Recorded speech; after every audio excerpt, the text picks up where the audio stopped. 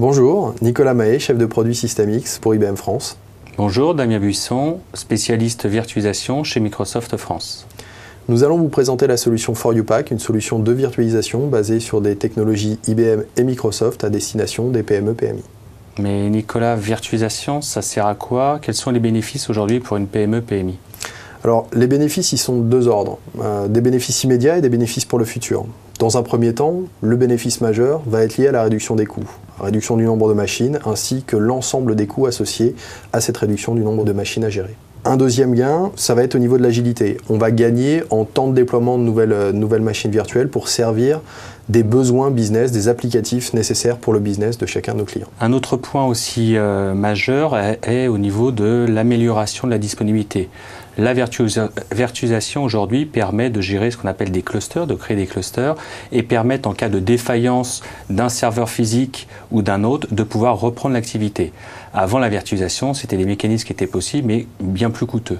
Le dernier point majeur concernant les coûts, c'est la pérennité des investissements. Ce qu'il faut savoir, à travers la solution IBM et Microsoft, est basée sur Windows Server 2002 Data Center, c'est qu'aujourd'hui, cette édition apporte un nombre illimité de machines virtuelles. Que vous ayez besoin de 2-3 machines virtuelles par machine physique ou de 10, 20, 30, aujourd'hui, vous paierez le même coût, ainsi qu'au niveau du côté matériel en termes de stockage et en termes de serveurs. On est également prêt pour le futur. Avec cette solution, on va s'appuyer sur un hardware stockage qui est prêt à avoir la capacité de se répliquer sur un deuxième site. Ça veut dire que l'investissement qu'on va faire aujourd'hui sur cette plateforme va rendre possible et va simplifier la mise en place d'un PRA lié à cette capacité au niveau du stockage de répliquer entre deux sites les données qui vont être hébergées sur la baie DS3500 telle qu'elle est proposée aujourd'hui. Sachant qu'aujourd'hui, on va partir sur une notion de cluster à 2 nœuds, ce que nous avons dans l'offre, on ne le verra que 2 machines. On est capable de l'étendre à 4, voire 5 et la répartir sur 2 sites en répliquant les datas.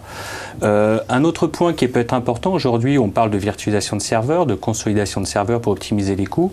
D'autres problématiques aujourd'hui sont intéressantes en termes d'optimisation pour nos clients, pour vous, PME, PMI, c'est la gestion ou l'optimisation des postes de travail. On parle de technologie de virtualisation du poste de travail, de VDI. Il faut savoir que ce socle aujourd'hui qui vous est proposé par Microsoft IBM vous permet, pourquoi pas, aussi bien de virtualiser des postes de travail et d'avoir au sein de cette infrastructure des machines virtuelles serveurs avec vos applicatifs métiers dessus et des postes de travail pour optimiser et encore une fois réduire ses coûts. Et enfin, dernier point qui est aussi très à la mode en ce moment, c'est tout ce qui est cloud, un cloud ready. Ce qu'il faut savoir, c'est que cette solution aujourd'hui est prête pour cette notion de private cloud. Qu'est-ce que c'est que le private cloud? C'est qu'une solution d'infrastructure avec du hardware, du stockage, un socle de virtualisation Hyper-V, une offre de management, on va le voir avec System Center Virtual Machine Manager, et une autre brique qui va être intéressante, ce qui est un self-portail ou un portail de self-service où on sera capable de faire de la délégation, de permettre aux métiers de faire leur demande de leur propre machine virtuelle et pourquoi pas, en fonction des tailles de société, de faire de la refacturation. Le For You Pack, qu'est-ce que c'est concrètement? Déjà, c'est tout ce qu'il faut avoir pour pouvoir démarrer la virtualisation en mode Hyper-V R2 de Microsoft. Il se compose de plusieurs éléments hardware, de 2 serveurs 3550 M3, donc qui sont des serveurs 1U, bisockets, évolutifs, équipés des dernières technologies processeurs d'Intel, bien évidemment équipés de mémoire, donc on dispose là de 48 Go de RAM par host, donc qui nous permet de pouvoir créer un assez grand nombre de machines virtuelles, le tout connecté via des connexions 6 Gigabits SAS, donc ce qui se fait de plus performant aujourd'hui en termes de connexion vers un stockage partagé, le tout connecté donc en 6 Gigabits vers une baie de type DS3500 qui est une baie qui va être capable d'évoluer jusqu'à plusieurs téras et qui donc a cette capacité de réplication intersite. C'est une solution qui est ultra compacte puisque vous avez 2 serveurs 1U et une baie de stockage de type DS3500 qui est une baie de U, donc pour un total de 4 U, vous allez avoir la totalité de l'infrastructure dans cet environnement. On dispose également de protection des machines en mode cluster. On verra tout à l'heure quelles sont les répercussions de cette capacité. On s'appuie également sur des licences Windows Server 2008 R2 Data Center Edition, donc qui nous permet d'avoir un nombre illimité de machines virtuelles Windows Server depuis la version 2008 R2 jusqu'à la version 2003, donc toutes les versions entre 2008 R2 et 2003. Et enfin, l'outil d'administration de la virtualisation qui est VMM, donc Virtual Machine Manager de Microsoft. J'ai une petite question qui n'était pas prévue, Nicolas. Aujourd'hui, je suis une PME, je n'ai pas forcément de salle machine de dernière génération, je n'ai pas de triphasé, 32 ampères et tout ça. Est-ce qu'aujourd'hui, je peux intégrer facilement cette infrastructure dans mon réseau électrique habituel, des prises de 120 volts? Est-ce que j'ai besoin de mettre en place des systèmes coûteux pour pouvoir accueillir cette solution? Alors, c'est une solution qui va s'intégrer assez naturellement dans un environnement électrique, on va dire standard, et c'est aussi un des apports de la virtualisation, c'est-à-dire que je réduis le nombre de serveurs, donc j'ai beaucoup moins de machines à intégrer dans mon infrastructure. Je vais mieux utiliser les machines parce que plus je charge une machine en termes de nombre de VM, plus je charge le processeur d'une machine, au final, plus j'améliore le rendement de ma consommation électrique, donc moins je consomme d'électricité. Et enfin, je vais juste avoir une baie à connecter. Donc ça va s'intégrer relativement simplement dans un environnement machine standard. Et en plus, je fais des économies au niveau de dissipation calorifique. Tout à fait. Si on fait un petit flash rapide sur les serveurs, donc comme je vous l'ai dit tout à l'heure, ce sont deux serveurs de type 1U, bisocket, équipés des dernières technologies Intel Xeon 5600 d'Intel. Ce sont des machines qui disposent d'un maximum de 18 bancs mémoire, donc on est capable de monter jusqu'à 192 Go à l'intérieur de ces machines. Chaque machine dispose de 8 emplacements de disques de 2,5 pouces, donc je vais pouvoir intégrer du stockage à l'intérieur de mes machines, même si là, c'est pas vraiment l'objet. Là, on va plus utiliser ces emplacements disques pour faire tourner l'hyperviseur embarqué au niveau des machines. Et enfin, j'ai deux alimentations de 675 watts qui sont des alimentations, on va dire, à haut rendement, donc aux normes 80 plus bronze, donc si on se réfère aux normes électriques actuelles. Donc ce qui se fait de plus performant également en termes de consommation électrique au niveau des serveurs. C'est vraiment une solution aujourd'hui que je sois une toute petite TPE où je peux commencer à quelques VM jusqu'à avoir un certain nombre de VM, parce que 192 Go de mémoire par machine physique, ça commence à faire un certain nombre de VM, sachant encore une fois que la décision de data center de Microsoft m'offre un nombre illimité. Donc c'est vraiment intéressant. Enfin, donc, si on regarde plus précisément donc, la baie des S3500, donc, ce qui est intéressant à noter, c'est que c'est une baie qui est, je dirais, de multi-type en termes de connectique, c'est-à-dire que je vais pouvoir utiliser des connexions, on va dire, SAS 6 gigabits. Je vais pouvoir utiliser également des connexions Fiber Channel qui me seront utiles à partir du moment où je souhaiterais faire de la réplication intersite, et je pourrais même me connecter à cette baie en mode iSCSI. Ce qu'il est intéressant de noter également, c'est que l'outil d'administration de la baie est compris dans la solution. Donc il n'y a pas de coût caché à ce niveau-là. Et enfin, point très très intéressant, de base, je peux connecter jusqu'à 4 serveurs sur cette machine en attachement direct sans avoir besoin de refaire l'acquisition de nouvelles licences pour aller au-delà de 4 hosts. Donc on a une solution qui, sans coût, je dirais, caché additionnel, peut tout simplement doubler en termes de capacité, aussi bien à l'intérieur des machines que en termes de nombre de machines connectées à la baie de stockage et également au niveau des disques sur la baie, puisque aujourd'hui le For You Pack se compose d'une baie équipée de 10 disques de 300 Go, 6 gigabits SAS au niveau de la connexion, avec des vitesses de rotation de 15 000 tours. Donc ce qui se fait, on va dire, de plus performant en termes de disques, et donc qui va pouvoir vraisemblablement, sans aucun problème, supporter la charge d'un nombre effectivement très important de VM.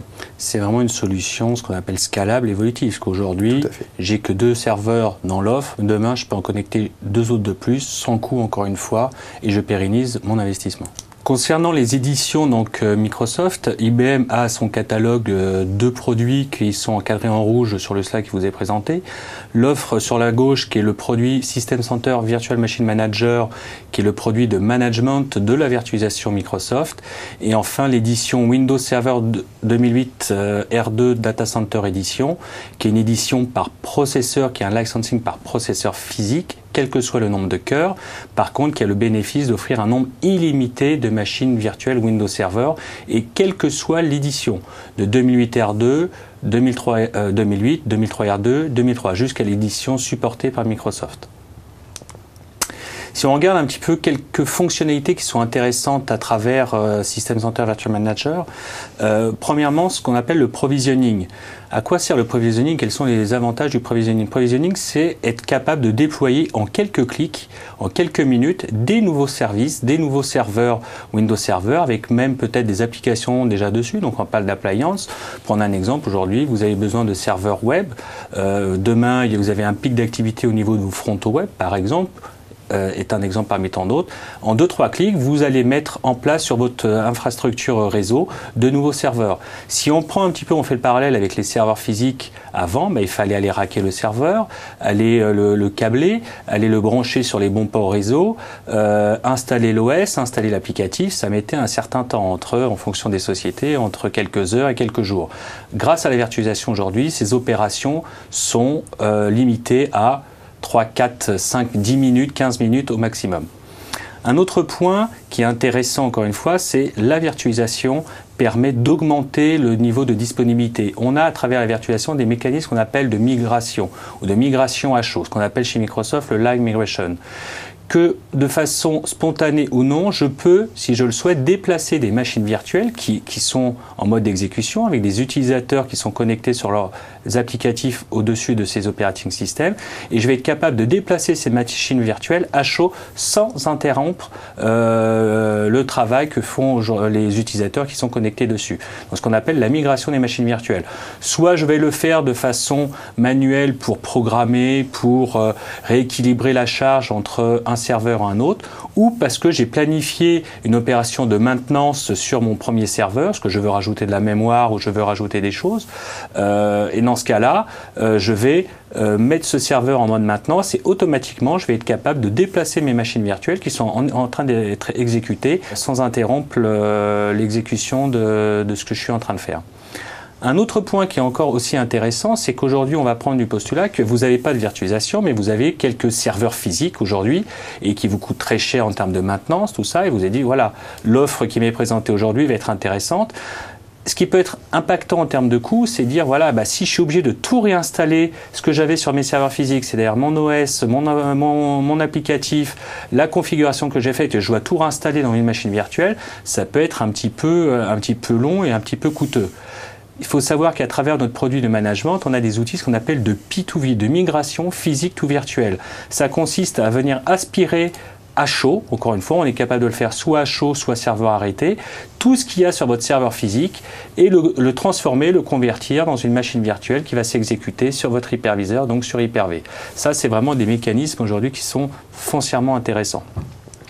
D'autres choses qui sont possibles, deux dernières choses, créer des librairies. Donc, ce que des librairies, c'est quoi? C'est des templates qui vont être prêtes à être déployées. Donc, vous allez créer des librairies de serveurs 2008, de serveurs 2008 R2. Ensuite, vous pouvez même créer ce qu'on appelle des appliances, des serveurs 2008 avec des serveurs web, des serveurs de base de données, des serveurs de messagerie, des serveurs, autant de serveurs que vous avez. Vous allez poster ça dans une librairie qui va être après, qui vont être là après pour déployer vos machines virtuelles en quelques minutes. Et enfin, quelque chose qui est intéressant, et tout à l'heure, on parlait de Private Cloud Ready, c'est qu'on est capable à travers SCVM de mettre en place un portail libre accès qui va permettre aux métiers au sein de vos entreprises de faire carrément la demande au niveau d'un portail intranet dans votre entreprise, de dire voilà, j'ai besoin pour quelques jours de X machines virtuelles, soit à des fins de test, soit à des fins de développement, soit à des fins de production. Et on pourrait même aller plus loin dans une notion vraiment de Private Cloud Ready, c'est associer des coûts d'exploitation, des coûts d'utilisation de matériel, de salles machines, de logiciels, de temps humain et refaire de la refacturation. Là, c'est vraiment être prêt pour l'avenir. Mais grâce à SCVMM et à ce qu'on appelle le SSP 2.0, le Self Service Portail 2.0 qui est gratuit, on est capable de mettre en place cette notion de Private Cloud. À travers ce slide, juste vous voyez un petit peu le visuel aujourd'hui, ce qu'est SCVMM, donc System Center Virtual Machine Manager, et une fonctionnalité dont je viens vous parler, qui est le Live Migration, migrer, où là je vais faire un clic droit sur une machine virtuelle qui est aujourd'hui en train de fonctionner sur le serveur 1, et je vais lui dire, non, maintenant je veux que tu ailles t'exécuter sur le serveur 2. Ça va prendre un temps en fonction de l'infrastructure de quelques secondes, quelques dizaines de secondes. Mais ce qui est important, ce n'est pas le temps de basculement qui importe, c'est que pendant cette opération, et on va le voir sur le slide d'après, il n'y ait pas de temps d'interruption au niveau de la productivité. En quoi consiste le live migration? Là, vous avez sur le schéma deux serveurs, le serveur 1, le serveur 2, bien sûr, le tout connecté sur une baie de stockage. Et vous avez une machine virtuelle qui est sur le hot 1 que je vais vouloir basculer. En quoi consiste réellement la migration à chaud? Ça va purement consister en une copie de la mémoire. Encore une fois, toutes les datas de la machine virtuelle se trouvent sur la baie de stockage. Ce qui est important, donc encore une fois, sur ce type de solution, c'est d'avoir une baie de stockage performante et qui est partagée par l'ensemble des serveurs. À savoir 2 dans celui-ci. On a vu que dans une configuration, on pouvait monter jusqu'à 4. Donc l'opération de migration va consister à basculer, donc à copier la mémoire. C'est pour ça qu'il est privilégié d'avoir des liens réseau dédiés, gigabits, pour ce type d'opération. Donc la première étape est une pré-copie de la machine virtuelle et je vais commencer à copier. Alors si, admettons, dans cette machine virtuelle, j'avais 4 Go de mémoire, à un moment donné, les 4 Go de mémoire qui sont dans ma machine virtuelle utilisent réellement 4 Go de mémoire qui sont dans mes 48 Go de mes mémoires sur ma machine physique. Donc je copie jusqu'à arriver à un petit bloc de 32 mégas. Je pense que vous, comme moi, vous savez même plus ce que c'est que 32 mégas. C'est presque rien. Et là, il y a une micro-coupure qui s'appelle le temps de basculement, qui est la même chose, quels que soient les hyperviseurs, on appelle ça un ping, mais qui est complètement transparent pour les mécanismes applicatifs.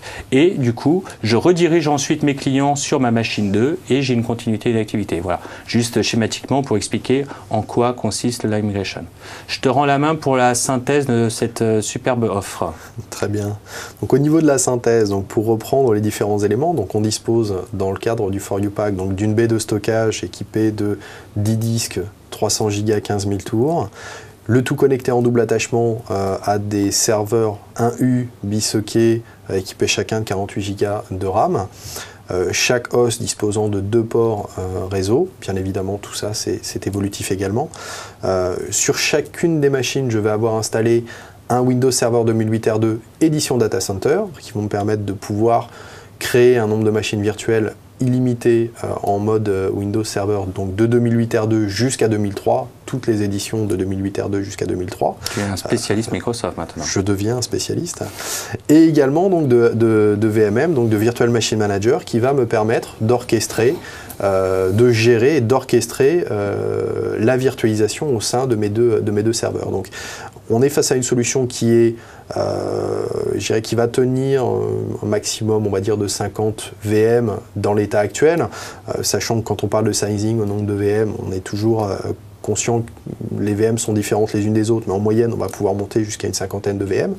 On pourra rajouter de la mémoire à l'intérieur des hosts, on pourra rajouter du disque à l'intérieur de la baie de stockage, on pourra également rajouter jusqu'à 2 hosts sans avoir d'investissement à faire au niveau de la baie, ni besoin d'intégrer des switches SAS entre la baie et les serveurs. Le tout pour un prix d'à peu près 25 000 €, un petit peu moins de 25 000 €. Donc 25 000 €, 50, allez, on est à peu près à 500 € par machine virtuelle Windows Server aujourd'hui.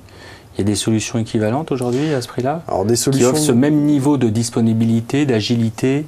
Des solutions qui offrent ce même niveau de disponibilité, d'agilité et d'intégration aujourd'hui sur le marché, il n'y a pas vraiment d'offre équivalente à cette offre For You Pack. Merci Nicolas pour cette offre magnifique. Je pense qu'il va correspondre à des besoins TPE, PME, PMI et j'espère rencontrer un énorme succès.